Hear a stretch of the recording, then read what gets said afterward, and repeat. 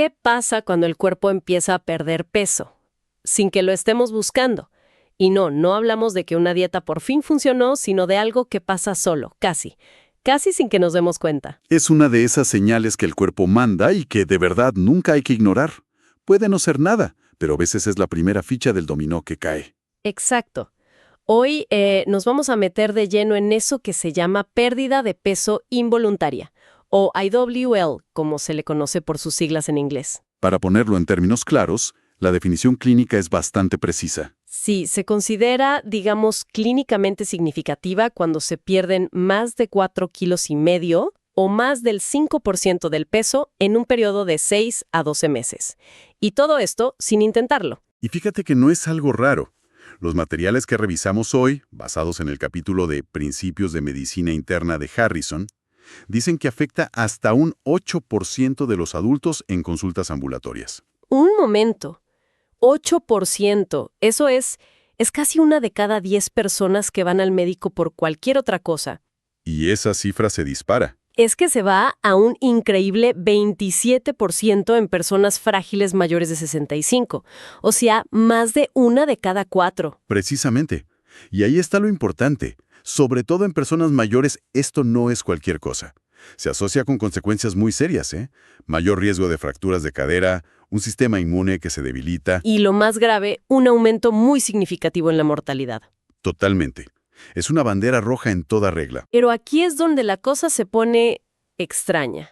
Muchas veces sí es un aviso de una enfermedad seria, pero en casi un 25% de los casos, a pesar de buscar por todas partes, Nunca se encuentra la causa. un completo misterio. Y esa es la paradoja que vamos a intentar desentrañar.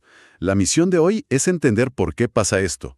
Veremos los cambios del cuerpo con la edad, luego nos meteremos a investigar las causas más comunes y al final, cómo se aborda desde la medicina. Perfecto.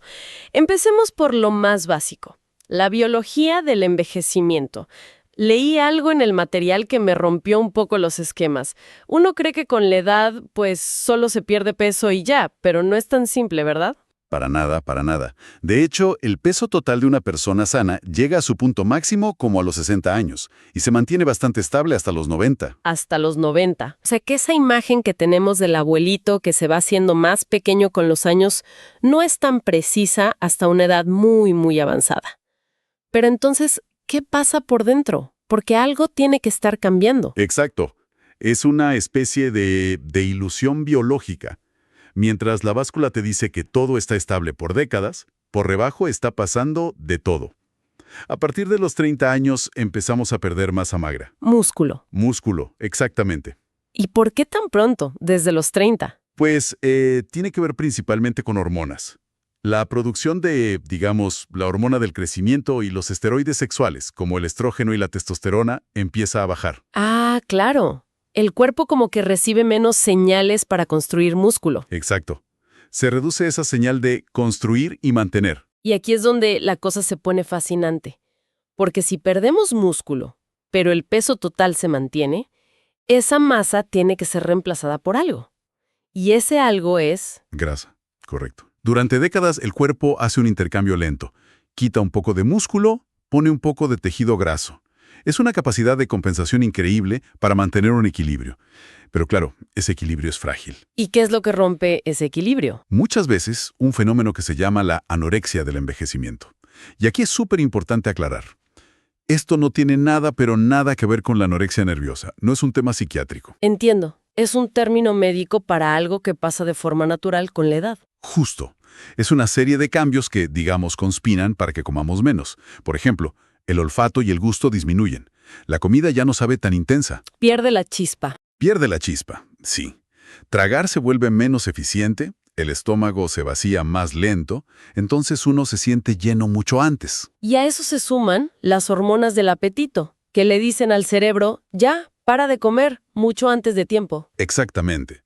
Se produce una saciedad temprana. Ahora, si a este escenario biológico, que es normal, le sumas factores sociales, no sé, una persona que vive sola, que quizá no tiene dinero. Se convierte en una tormenta perfecta. Una tormenta perfecta para la desnutrición. Entiendo. El cuerpo con la edad baja el ritmo.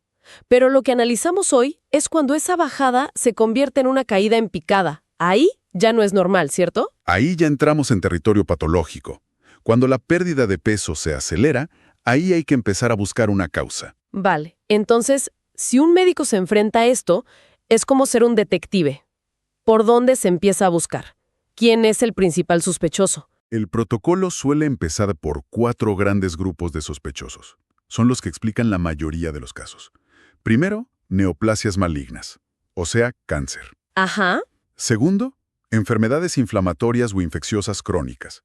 Tercero, trastornos metabólicos como el hipertiroidismo. Y cuarto, trastornos psiquiátricos como la depresión. Hablemos del primero, el que probablemente más asusta, el cáncer. ¿Qué tan común es que sea la causa? Es una preocupación muy válida, porque las cifras dicen que es la causa en más o menos el 25% de los pacientes. 1 de cada 4. Sí, y los más comunes son los gastrointestinales, de pulmón, o los hematológicos como linfomas y leucemias. Y el impacto del cáncer en el peso es devastador. Leí que casi la mitad de todos los pacientes con cáncer pierden peso. Así es. Y aquí tenemos que hablar de un concepto clave, la caquexia, muy agresivo. La propia enfermedad, a través de sustancias inflamatorias, reprograma el metabolismo del cuerpo para que se devore a sí mismo. Se consume a sí mismo. Exacto. Se come no solo la grasa, sino también el músculo, y de una forma muy, muy acelerada. O sea, es el cuerpo atacándose. Es una buena forma de verlo. Y es tan grave que se calcula que la caquexia, por sí sola, es la causa directa de la muerte en hasta un 20% de los pacientes con cáncer. Por eso, cuando el cáncer se presenta con una pérdida de peso importante, el pronóstico, lamentablemente, suele ser muy malo. Esto es bastante abrumador. Pero la fuente también nos recuerda que esto solo explica un 25% de los casos. O sea, en la gran mayoría de las situaciones, en ese 75%, la causa es otra. Y muchas veces algo más manejable, ¿no? Absolutamente. Y aquí es donde el trabajo de detective se vuelve fascinante, porque el abanico de posibilidades es enorme. Y a veces la causa está donde menos te lo esperas. Por ejemplo, Problemas gastrointestinales. Uno piensa en úlceras o cosas así, pero algo mucho más común y que se pasa por alto son los problemas en la boca. ¿te refieres a los dientes? Exacto. Una simple caries que duele, encías inflamadas, una prótesis que no ajusta bien. Si comer duele o es difícil, la reacción más lógica es dejar de hacerlo. Claro. Es increíble que la solución a veces no esté en un escáner de alta tecnología, sino en el consultorio del dentista. Tiene todo el sentido. Luego están las infecciones crónicas, que agotan al cuerpo en silencio. Aparte de VIH o tuberculosis, hay otras más sutiles como una endocarditis, que es una infección en las válvulas del corazón. Y luego está el cerebro. Aquí leí un dato que me dejó helada. Dice que una de las primeras manifestaciones de la demencia tipo Alzheimer puede ser la pérdida de peso. Espera, ¿me estás diciendo que la pérdida de peso puede aparecer antes que los problemas serios de memoria? Exactamente. Eso cambia todo. Cambia por completo la idea que uno tiene de la enfermedad. Mucho antes de que el olvido sea evidente, el cerebro ya puede estar perdiendo su capacidad para regular el apetito. Lo mismo pasa con el Parkinson o las secuelas de un derrame, que pueden causar disfagia. ¿Dificultad para tragar? Eso, dificultad para tragar, que hace que comer sea peligroso. Y esto los lleva a todo un universo. Los factores psicosociales. La depresión es el ejemplo clásico. Pero no es solo estar triste y no tener hambre. El material lo explica de una forma mucho más profunda. Dice que la depresión puede provocar una cascada metabólica inflamatoria mediada por citocinas. Suena súper técnico, pero la idea es revolucionaria. No es solo un estado mental. La depresión provoca una reacción inflamatoria real, parecida a la de una infección. Y son esas sustancias las que le dicen al cerebro que apague el apetito. Es la biología de la tristeza. Es una explicación increíble. Y además de la depresión, está el duelo, que afecta más a los hombres. Y, por supuesto, factores tan crudos como el aislamiento, la pobreza. La terrible decisión de elegir entre comprar comida o los medicamentos. Sí. Y hablando de medicamentos, ese es otro sospechoso principal. Sobre todo en adultos mayores que a veces toman muchísimos. La famosa polifarmacia. A veces la causa está, irónicamente, en el propio botiquín. Ciertos antidepresivos, la metformina para la diabetes, la levodopa, La lista es larguísima. A veces la solución es tan sencilla como que el médico revise y ajuste esa lista. Hemos cubierto muchísimo terreno. Ahora, a ver, pongámonos en los zapatos del médico. ¿Cómo se organiza todo esto en la práctica? La evaluación se centra en 4 signos clave. Primero, la anorexia, la pérdida de apetito. Segundo, la sarcopenia, que es la pérdida específica de músculo. Ajá. Tercero, la caquexia, esa combinación que ya hablamos. Y cuarto, algo que a veces se olvida, la deshidratación. Y aquí el material menciona una paradoja de nuestro tiempo que me parece brutal. Habla de la epidemia actual de obesidad. Es una locura pensar que alguien puede tener sobrepeso y al mismo tiempo estar perdiendo músculo de forma peligrosa. Es la llamada obesidad sarcopénica. La báscula te miente por completo. Totalmente. El exceso de grasa oculta la pérdida de músculo. La persona se ve grande, pero por dentro está perdiendo su motor. Es muy peligroso porque retrasa el diagnóstico. Entonces, ¿cómo es la evaluación inicial para no caer en esa trampa? Se empieza con lo fundamental. Una historia clínica súper detallada y una exploración física completa, de pies a cabeza, incluyendo una revisión dental. Luego se pide una batería de análisis básicos. Un hemograma, pruebas de función del hígado, los riñones, la tiroides. ¿Y alguna imagen, supongo? Sí, una radiografía de tórax y una ecografía de abdomen. Son las herramientas para pescar a los sospechosos más comunes. Pero, y esta es la pregunta del millón, ¿qué pasa si todo eso sale normal?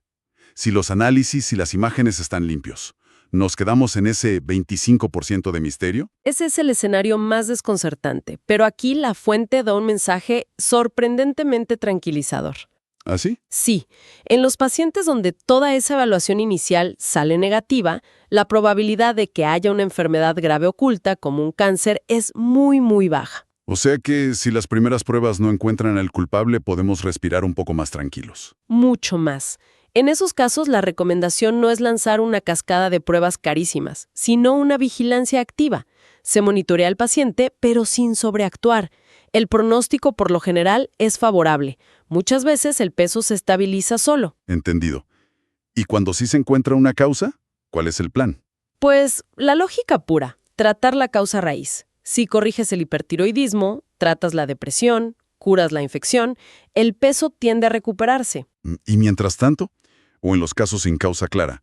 ¿Hay algo que se pueda hacer para ayudar al cuerpo? Sí, y hay consejos muy prácticos. Se pueden usar suplementos nutricionales, estas bebidas ricas en calorías y proteínas. Pero aquí hay un truco clave. Deben tomarse entre comidas, no con ellas. Claro, tiene todo el sentido, pero es el tipo de detalle en el que uno no piensa. Si lo tomas con la comida, te llenas antes y comes menos. Exactamente. La idea es sumar calorías, no reemplazarlas. También se menciona que a veces se usa un antidepresivo, la mirtazapina. No por el ánimo, sino porque uno de sus efectos secundarios es que aumenta el apetito. Y por último, algo crucial, el ejercicio. No se trata solo de recuperar kilos. Para nada. Se trata de recuperar lo que importa, el músculo y la funcionalidad. El ejercicio de resistencia, con pesas o bandas, es la única herramienta para reconstruir esa masa muscular perdida. Muy bien, creo que hemos cubierto todos los ángulos. Si tuviéramos que resumir las 3 ideas más importantes de hoy, ¿cuáles serían? La primera y la más importante. La pérdida de peso involuntaria no es una parte normal del envejecimiento, es una señal de alerta. Siempre merece una consulta. De acuerdo. La segunda sería la diversidad de las causas. Puede ser desde algo muy grave, como un cáncer, hasta un problema dental o un medicamento. No hay que asumir lo peor, pero sí hay que investigar. Y la tercera, que me parece un mensaje de esperanza. Una evaluación médica sistemática es clave. Pero si después de esa primera ronda no se encuentra nada, el pronóstico suele ser bueno. El misterio no siempre esconde un monstruo. Ha sido una exploración muy completa. Y me gustaría cerrar con una reflexión inspirada en esa paradoja de la obesidad sarcopénica. El material nos habla de la epidemia actual de obesidad. Y eso nos deja una pregunta en el aire. En una cultura tan enfocada en perder peso, donde la báscula es el juez, ¿cómo reentrenamos la mirada para reconocer cuando esa pérdida no es un logro, sino una alarma? Y más difícil aún, ¿cómo la detectamos cuando, irónicamente, puede estar oculta a plena vista por un exceso de grasa?